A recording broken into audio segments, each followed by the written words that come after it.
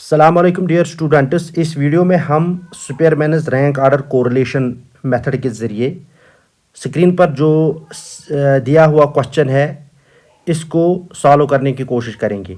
ठीक है, तो स्क्रीन पर ऑलरेडी क्वेश्चन है। इसमें दो वेरिएबल्स है, एक्स और वाई वेरिएबल है। एक्स वेरिएबल है मार्क्स इन उर्दू और वाई वेरिएबल है मार्क्स इन इंग्लिश। ठीक है, रैंक आर्डर मेथड के ज़रिए इसकी कोरिलेशन निकालते हैं। हमेशा की तरह सबसे पहले हमें सुपरमैनस रैंक आर्डर कोरिलेशन की फार्मूला जो है वो पता होनी चाहिए। That is this symbol that is called rho symbol is equal to 1 minus 6 sum of d square divided by n into n cube minus 1। तो इस फार्मूला को अप्लाई करने के बाद हमारे जो कोरिलेशन सुपरमैनस रैंक आर्डर कोरिलेशन जो है वो निकाल सकते हैं। ठीक है, तो इसको करने के लिए हमें क्या करना चाहिए, हम अब यहाँ पर टेबल की तरफ आते हैं। टेबल में हमारे पास दो वेरिएबल है। ये आप मान लीजिए कि ये एक्स वेरिएबल में जो है मार्क्स इन उर्दू है और जो वाई वेरिएबल है ये मार्क्स इन इंग्लिश है। तो हम पहले n निकालेंगे, यानी कि नंबर ऑफ कैंडिडेट्स या नंबर ऑफ स्टूडेंट्स कितने थे। A candidate, B candidate, C candidate, D candidate, E candidate, F. तो n हम कहेंगे n इज इक्वल टू 6, क्योंकि ये टोटल कैंडिडेट 6 है तो n इज इक्वल टू 6। ठीक, इसके बाद आपने क्या करना है, इसके बाद आपको इस कॉलम में जो नेक्स्ट स्टेप हमारा होगा, हम इस कॉलम को थोड़ा सा इजाफा करेंगे, हम दो और कॉलम बनाएंगे। ठीक है, तो इस कॉलम में हम क्या करेंगे, इस कॉलम में हम ये जो दो कॉलम हम बनाएंगे इसमें हम रैंक लिखेंगे। ठीक है,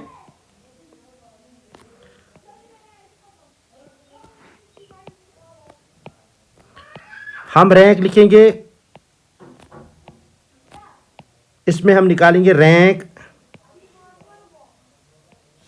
एक्स की रैंक और इसमें हम निकालेंगे रैंक वाई की। अब ये रैंक कैसे निकालेंगे हम, आप रैंक निकालने का बहुत ही आसान तरीका है। आप ये जो एक्स की ये जो वैल्यूज़ है, एक्स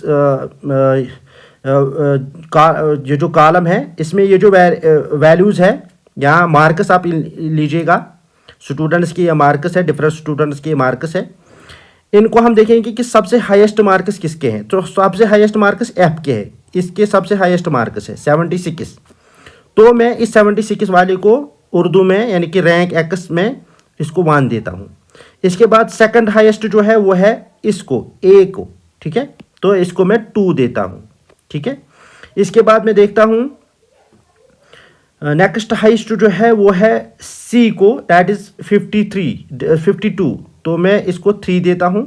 50 वाले को 4 आएगा, 48 वाले को 5 आएगा और 40 वाले को 6 रैंक आएगी। ठीक है, तो ये इसकी। अब रैंक वाई की, अब ये जो वाई के जो स्कोर्स थे स्टूडेंट्स के, इनको भी अकॉर्डिंगली मैं रैंक दूंगा इंग्लिश में।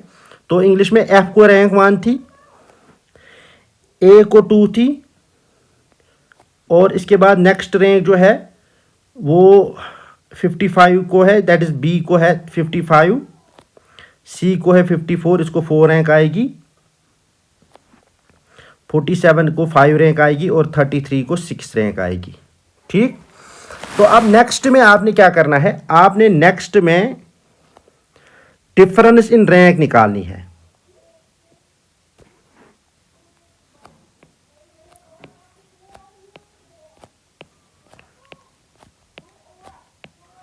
आपने डिफरेंस इन रैंक निकालनी है।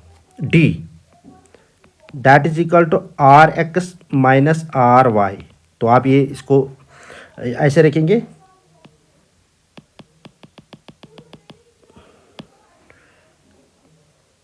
D is equal to R X minus R Y. ठीक, तो ये डी का है, D means difference between the ranks.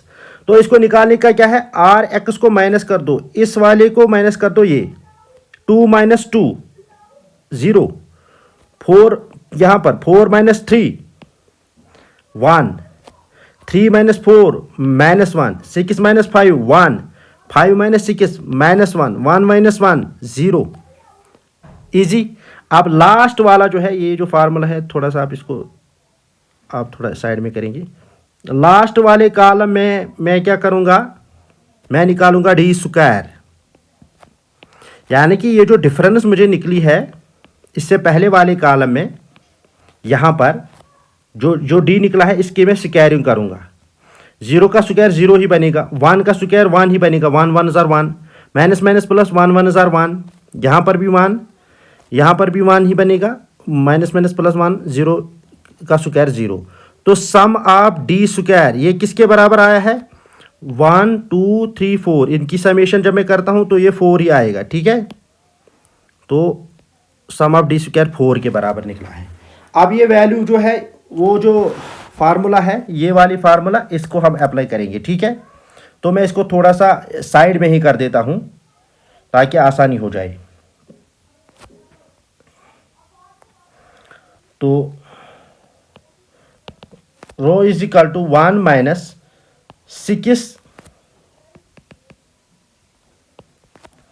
1 minus 6, sum of d square के बदले में लिखूंगा सीधे 4, 6 into 4 divided by n, n के बदले में लिखूंगा 6, एन है 6 के बराबर, ये देख लीजिएगा, एन है 6 के बराबर, 6 इंटू एन का square that is 6 square minus 1। यहाँ पर एक बात मैं क्लियर करना चाहता हूँ, यहाँ पर n जो है ये 6, ये जो ऊपर वाला 6 है इसको, और ये जो n का 6 है इनका आपस में कोई मैच नहीं है। अगर हो सकता है सपोज यहाँ पर हमें 5 ही स्टूडेंट होते, अब यहाँ पर 6 स्टूडेंट है तो n 6 आ गया। अगर यहाँ पर 5 ही स्टूडेंट होते तो n 5 के बराबर आ जाता, तो उस वक्त मैं यहाँ पर नीचे जो है 6 के बदले 5 लिखता, ये बात आप याद रखेंगे। तो इसके बाद मैं नेक्स्ट इसमें स्टेप में आ जाऊँगा, 1 माइनस 6 इंटू 4 हो गया 24 divided by 6 bracket close, 6 into 6 हो गया 36 माइनस 1, ठीक। 1 माइनस 24 डिवाइडेड बाई 6, आप इसको सॉल्व करो, 36 को माइनस करो 1 दैट इज 35, ठीक। तो रो किसके बराबर निकलेगा, 1 minus 24 divided by 6 into 35 that is equal to 210, ठीक। तो ये किसके बराबर निकलेगा, फाइनली रैंक ऑर्डर कोरिलेशन, ये इसको आप डिवाइड कर दीजिएगा, 24 डिवाइडेड बाई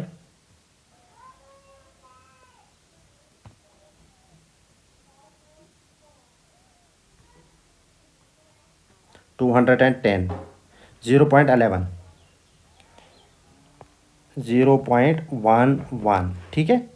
तो ये किसके बराबर निकलेगा, दैट इज इक्वल टू 1 को माइनस करो, ये निकलेगा 0.89।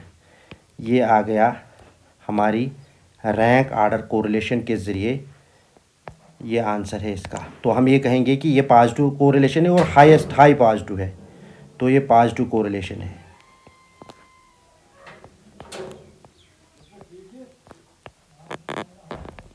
पॉजिटिव कोरिलेशन, ठीक है।